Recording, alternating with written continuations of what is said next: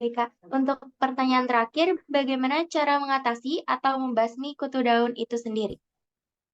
Baik, biasanya untuk membasmi serangan hama secara umum, itu pertama yang kita lakukan adalah menanam tanaman yang tahan ya, kurang lebih seperti itu, menanam tanaman yang tahan, kemudian melakukan proses budidaya yang baik dan benar, artinya tidak melakukan pemupukan yang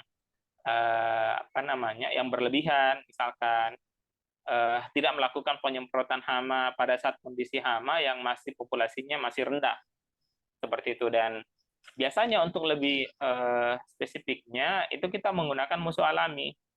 Jadi ada salah satu musuh alami kutu daun yang sangat agresif sebenarnya itu kumbang koksi yang termasuk kelompok Coccinellide itu banyak biasanya ditemukan. Jadi ketika ada kutu daun pasti kita akan menemukan kumbang koksi yang yang bentukannya itu kayak mobil bulat yang enggak tidak bulat seutuhnya.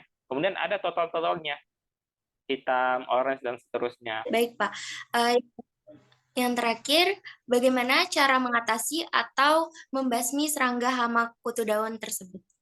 Ya, untuk pengelolaan sebenarnya cukup banyak upaya yang bisa dilakukan. Kalau misalkan masih populasinya rendah, kutu daun tadi saya sebutkan tidak hanya menyerang pada tanaman keras ya, tapi kutu daun juga bisa menyerang tanaman hias. Jadi tanaman hias yang ada di rumah kita, misalkan bunga-bungaan, itu juga bisa diserang. Nah, kalau populasinya masih rendah, kita bisa dengan cara pengelolaan atau pengendalian teknis, mekanis. Kita potek, kita buang, atau kita kubur. Itu bisa. Kemudian pengendalian yang bisa dilakukan juga dengan cara hayati, yaitu dengan memanfaatkan musuh alaminya, apakah dari kelompok serangga predator, serangga parasitoid, atau bahkan menggunakan kelompok mikrob, kelompok bakteri, atau kelompok cendawan yang bisa memakan serangga hama, disebutnya entomopatogen. Nah, yang terakhir biasanya menjadi alternatif terakhir, yaitu menggunakan pestisida. Pestisida menjadi alternatif terakhir karena cukup berbahaya. Kalau tidak bisa, tidak tahu, sebaiknya jangan dilakukan. Tapi kalau sudah tahu terkait tepat dosisnya, tepat konsentrasi, tepat cara dan sebagainya, sehingga ketika kita mengaplikasikan pestisida itu bisa lebih